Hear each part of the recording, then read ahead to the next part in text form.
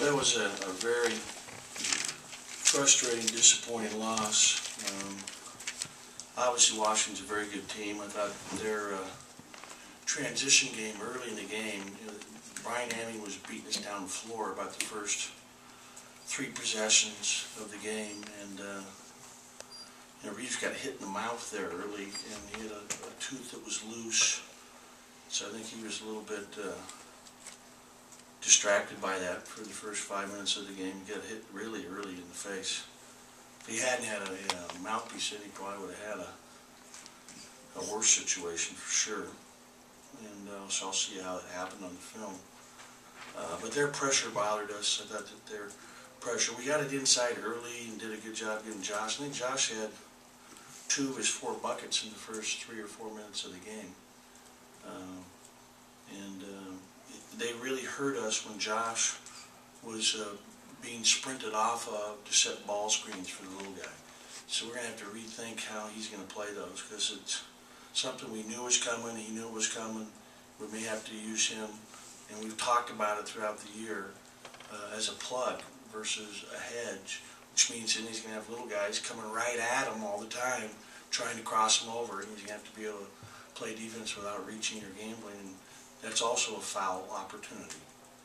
I thought that when they went zone, we had a big play there where we let them take the lead, and it was too much of a lead against a good team on your home floor to let them come back and get the lead. And obviously Honeycutt's foul trouble hurt us.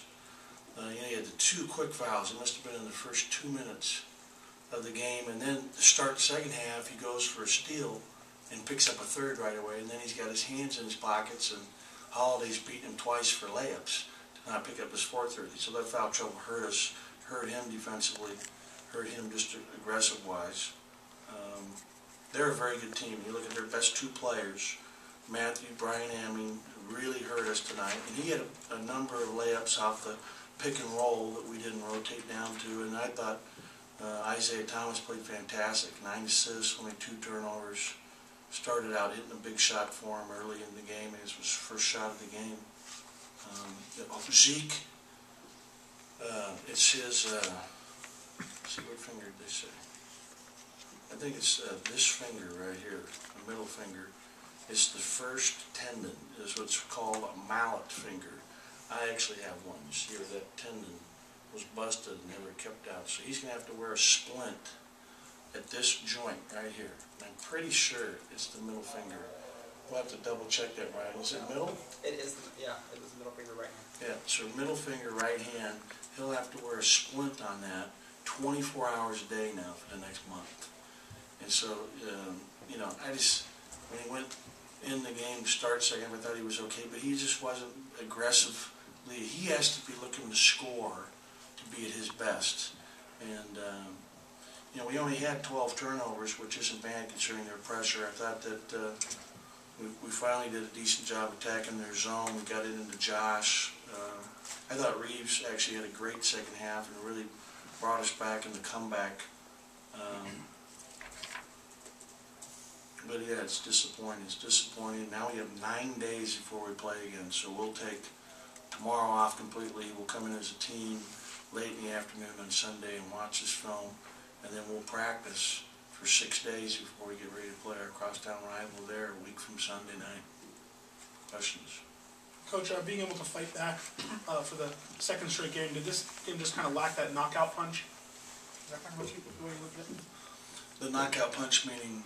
You were able to get all the way back against Washington State. You just weren't able to get over that hump. It seemed like Tyler Honeycutt we had the game at 25 all. They missed a foul shot, and we don't block out, get pushed right underneath the basket, and their big kid, Ninjdike, puts it back in.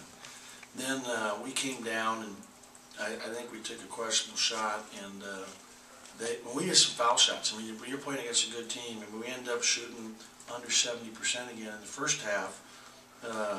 We were 12 for 19. And those foul shots, if you're going to beat the team picked to win in the conference, you got to make your foul shots. You got to shoot 80%. You got to shoot 85%. We did a better job of getting it inside, I thought, in the second half. After the first 2 or 3 minutes in the first half, and we took a couple questionable shots late. I mean, it was a 7-point lead at halftime. Yes. You know, they really hurt us in transition. The transition defense. We talked about having 3 back instead of, and I'm going to watch it, but it really hurt us in transition. It seemed like when we did turn it over, they scored on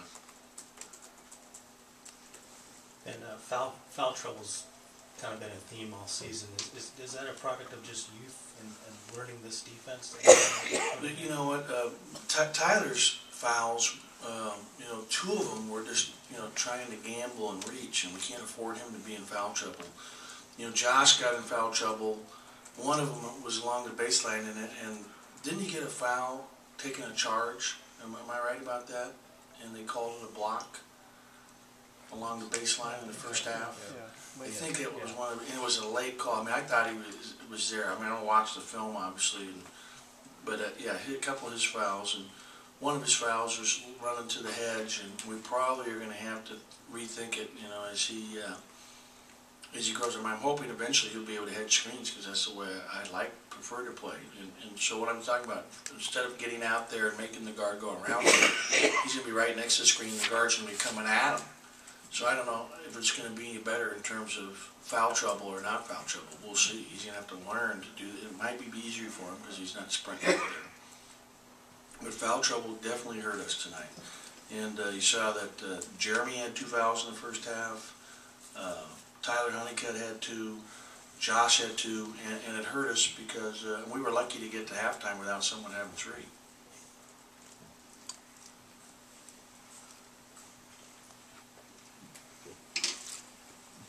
Looking at the shooting percentages, you struggled pretty much across the board. How much of that was their defense, field goal percentage, and 3-point line? Well, the 3-point line we missed. I mean, Malcolm had it, and I think I probably played Malcolm too many minutes. You know, so you have to, you know, give him a break on that in terms of, you know, when we had a couple of bad plays where he's got to attack the basket more. He missed that one dunk late in the game. But I like him attacking, being aggressive, going to the basket and looking to make plays. You know, Tyler Lamb did a good job shot faking. He had guys flying all over the place. And the one time he drove, he made a nice pass to someone for a layup. And we got to get better at doing that, penetrating to pass. I thought in the second half our guys were more aggressive attacking the rim inside. We were, you know, shot faking and trying to go up and being aggressive and having that fight. And obviously it hurt to have Zeke get injured. I mean, not having his scoring punch in there, we need him in there, and he's been doing a good job at, you know, looking to score. So I'm hoping that he's going to be able to learn to play with this thing and be okay. He'll have time to be able to do that. Question? Yeah, and this is being looked at as kind of a litmus test game, you know, conference favorite for you. Are you seeing things that they give you hope that, you know, this team can challenge, your team can challenge for the conference? You know, we're trying to win our next game. That's our goal right now. You know, we have 3 games. We're back on the road again now. I mean, we're on the road for 2 weeks. We go to SC and then we play the Oregons. And I honestly didn't even know SC was the next game till after our game. All I was thinking about today was this game, trying to get a big win. It would have been obviously huge because they're very good. And like I said, going into the game, I thought they should be nationally ranked right now, and I'm a little surprised they're not. I mean, I think when you look at the teams we played, the Kansases and the Villanovas, BYU, I mean, they can play with anybody. And their seniors stepped up. I thought that their 3 seniors all did a good job for them, and Thomas was fantastic. You know, Thomas was a prep school kid, so he's actually, I think this is his 4th year in high school, and you could see that they handled themselves extremely well.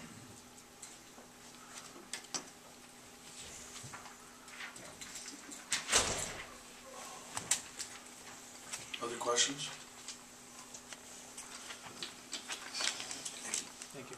Have a good New Year.